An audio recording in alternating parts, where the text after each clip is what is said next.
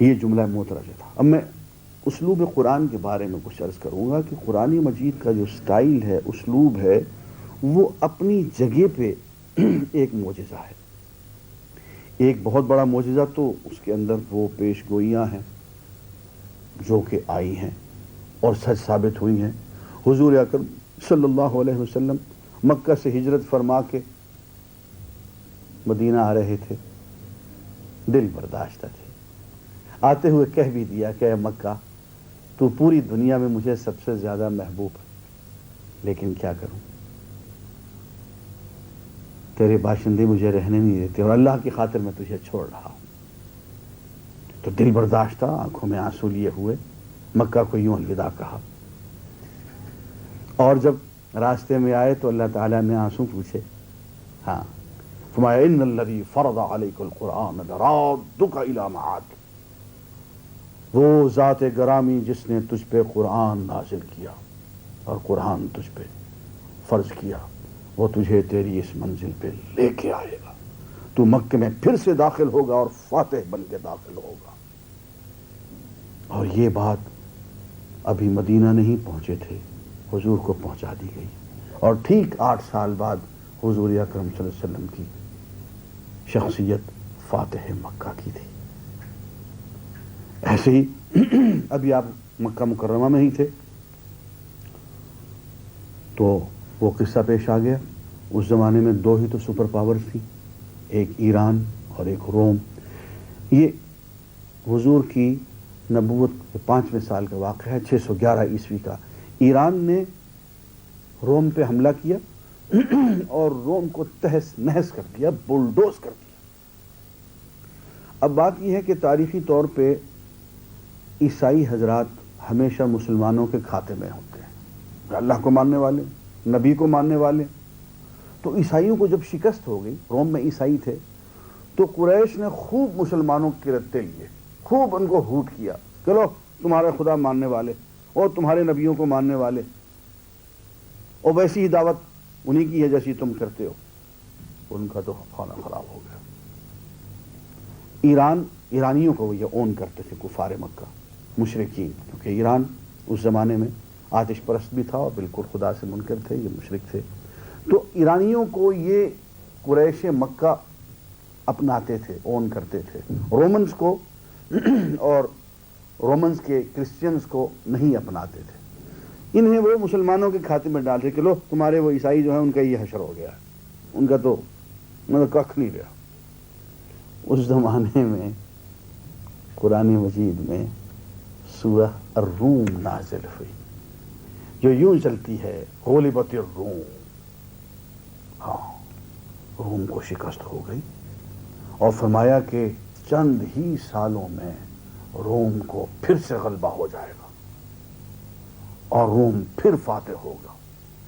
اب اتنی بڑی شکست کے بعد جس میں کہ تہس نہس کر دیا گیا تھا روم کو، اس کا پھر سے اٹھنا اور پھر سے فاتح ہونا، اور وہ بھی فی بضع سنین، چند سالوں میں. اور بضع سنین وہ مدت ہوتی ہے جو 9 سالوں سے کم ہوتی ہے. نہ، ممکن نہیں ہے، ایسا تو ہو ہی نہیں سکتا. شرط باندھ دی گئی. حضرت صدیق نے ایک آدمی سے شرط باندھی 100 اونٹ کی کہ اگر یہ سچا ثابت ہوا تو 100 اونٹ میں لوں گا. اور قرآن کی یہ پیشین گوئی اگر خدا نہ خواستہ غلط ثابت ہوئی تو 100 اونٹ تم دو گے اور 100 اونٹ پھر میں دوں گا. اگر قرآن کی پیشین گوئی سچ ثابت ہوئی تو میں سچ 100 اونٹ میں لوں گا، تم دو گے. یہ شرط باندھ دی گئی اور دنیا نے اس شرط کو بنتے ہوئے دیکھا. اور دنیا نے اس بات کو بھی دیکھا کہ غزوہ بدر کے دن ادھر سے مشرکین مکہ کو یہاں شکست ہوئی اور ادھر ایران کو شکست ہوئی اور روم نے اپنی شکست کا بدلہ لے لیا. اور قرآن مجید کی پیشین گوئی 7 سال کے اندر اندر پوری ہو گئی. تو قرآن مجید کے اسلوب میں ایک تو بڑی معجز بات یہ ہے کہ بے شمار پیشین گوئیاں ہیں. میں نے صرف 2 کا ذکر کیا ہے. دوسرا ایک اہم معاملہ جو ہمیں قرآن مجید کے اندر نظر آتا ہے وہ قرآن مجید کا سٹائل ہے، اس کی فصاحت اور بلاغت ہے.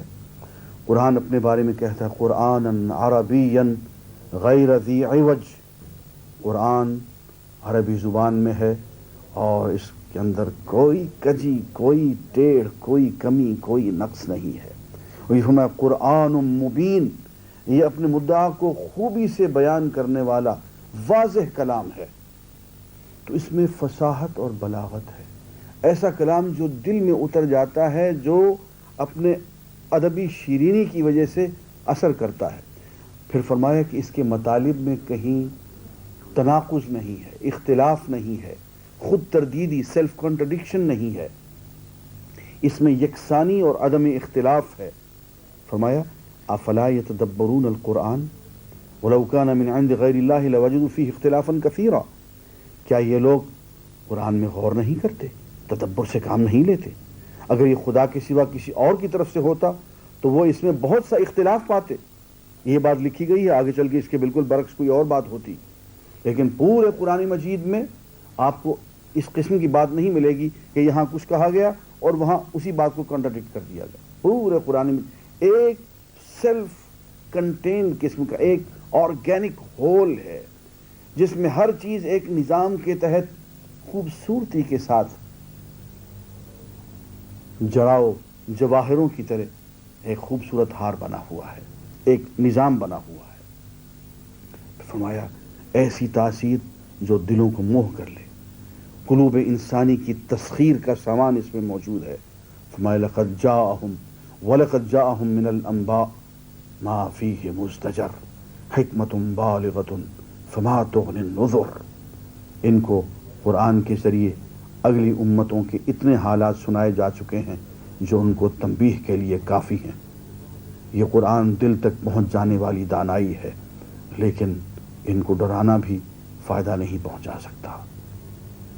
ایک جگہ فرمایا اذا تتلی علیہم آیاتنا بینات قال الذین کفروا للحق لما جاءہم ھذا سحر مبین، جب ان کفار پر ہماری کھلی آیتیں پڑھی جاتی ہیں تو وہ لوگ جو سچائی کے آنے کے بعد اس کا انکار کرتے ہیں، کہتے ہیں کہ یہ تو کھلا ہوا جادو ہے۔ قرآن مجید کی تاثیر اور دلوں کی تسخیر، اس سے متاثر ہو کے وہ اس کو کھلا ہوا جادو کہتے ہیں۔ اور آگے یہی کتاب انسان کی تعلیم و ہدایت کا ذریعہ ہے، یہی انسانوں کی بیماریوں کے لیے شفا ہے، یہی انسان کے تمام دکھوں کا مداوع، تمام مسائل کا حل ہے۔ دیکھیے اس آیت پہ غور کیجیے۔ او تقولوا لو ان انزل علينا الكتاب لكنا اهدى منهم فقد جاءكم بينة من ربكم وهدى ورحمة وننزل من القرآن ما هو شفاء ورحمة للمؤمنين، یہ کہو کہ اگر ہم پر کتاب اتاری جاتی تو ہم ان دونوں قوموں سے زیادہ راہ راست پر ہوتے، تو لو یہ تمہارے رب کی طرف سے دلیل و ہدایت و رحمت آئی ہے، اور قرآن سے ہم وہ اتارتے ہیں جو مومنوں کے لیے شفا اور رحمت ہے۔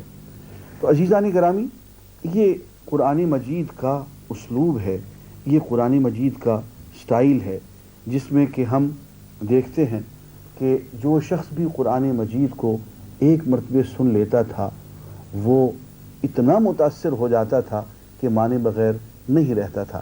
اسی لیے کفار میں ایک بات مشہور ہو گئی، ایک تو وہ شرارت یہ کرتے تھے کہ اس ارادے کے ساتھ اسلام قبول کرتے تھے کہ کل ہمیں یہ کہتے ہوئے چھوڑ دینا کہ یار مزہ نہیں آیا، اور ایک یہ کہ قرآن مجید جب پڑھا جا رہا ہو تو اتنا شور مچا دو کہ لوگ اس کی طرف دھیان نہ دے سکیں۔ وقال الذین کفروا لا تسمعوا لهذا القرآن والغوا فیہ لعلکم تغلبون، کفار نے کہا کہ اس قرآن کو سنا نہ کرو، اور جب یہ پڑھا جا رہا ہو اس وقت اتنا شور و غل کرو کہ تم غالب رہو، کوئی قرآن نہ سننے پائے نہ قبول کرنے پائے۔